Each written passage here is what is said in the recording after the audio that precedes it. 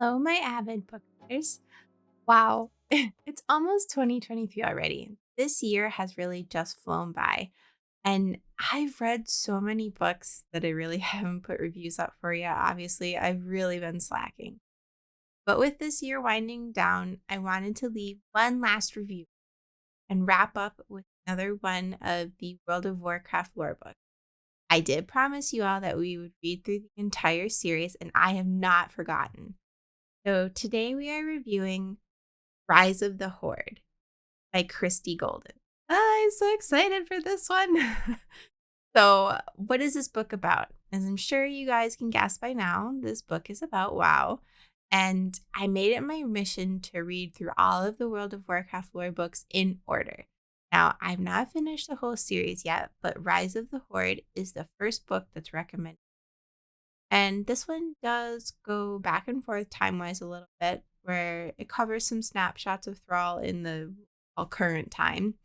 And it also follows Durotan in what I'm going to call the downfall of the orcs. It's called in the book, but that's what it felt like to me. So, this book gives you a full picture of what Draenor was like before it was destroyed by Kil'jaeden, Gul'dan, and Ner'zhul. And then the book picks up the pace and you follow pretty much the series of really tragic events that led to destruction of their sacred lands and how the Horde really came to be. Let's jump right in. What did I like most about it? The thing I loved the most about this book was the nostalgia factor that it really had for me. Like those of you, I'm sure, who are watching this video, I'm sure you currently play WoW or you have played WoW for many years, like me. And this book really felt like we were stepping back in time. And it explained the why for me, the why the Burning Crusade expansion. I think I would consider this book a must read if you were really into the WoW lore, because this book covered a lot of the backstories that, quite frankly, I did not feel the game, covered in enough detail. This book, almost to me, I would consider it a companion to the Burning Crusade expansion because it told me details about things, why things were happening in the game. The game just really didn't cover.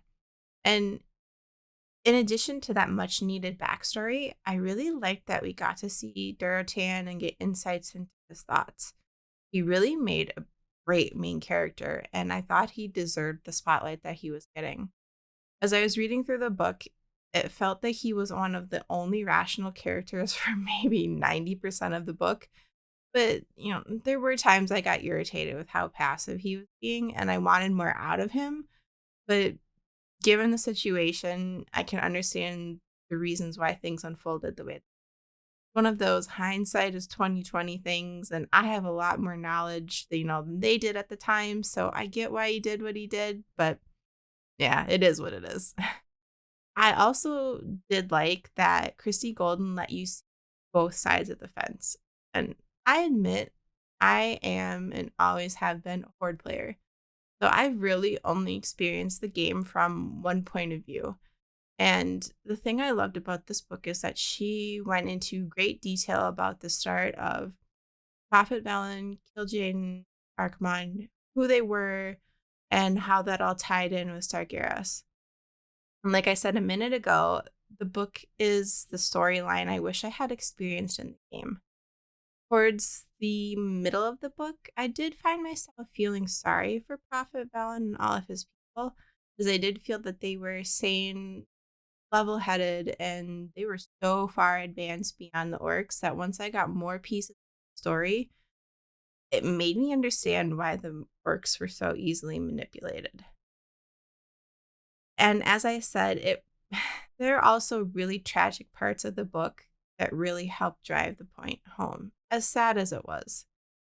I'm going to say a little warning here, tiny spoilers, but how the orcs' skin color changed green because they were corrupted by Kil'jaeden and Draenor died, which is really what the Burning Crusade lands really are, that was tragically eye-opening to me.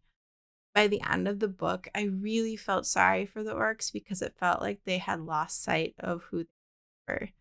And I will say, by playing the game, I don't feel like I got the full picture of that situation, but the book really drove that point. So, what didn't I like about it? Here's a time, I would normally go over what I didn't like about the book in an effort to keep things fair. But this time around, I will really say there was absolutely nothing I did not like about this book.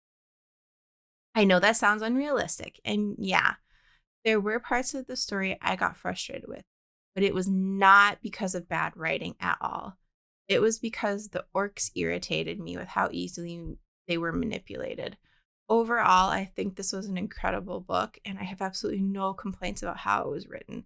I think the Blizzard team should hire Christie Golden to write all of their lore because she does a hell of a lot better job than the current people who are writing the game and lore do. Like, that woman can write a story, and they should let her just write all of it. With that being said, now it's time for the rating. And I know this will come as no surprise. I'm giving this one 4 hearts. I'm adding this one to my book collection, and for me, I don't take that lightly. But being a huge WoW fan, this book has a lot of reread value for me. I am definitely going to read this book series again, and if you just want to know more about the lore, then I consider this book a must read. By the time I was done with this book, I wanted to go back and play the Burning Crusade expansion over again with my new perspective of now I know what's going on. I truly believe WoW fans will enjoy this book just as much as I did. As always, if you guys have read this book, tell me what you thought about it and leave me a comment. I'm always up for chatting about WoW lore, and I would really love to hear all of your opinions on this one. But for now, that's it for me on this one, and I will see all my favorite avid readers New Year. Bye!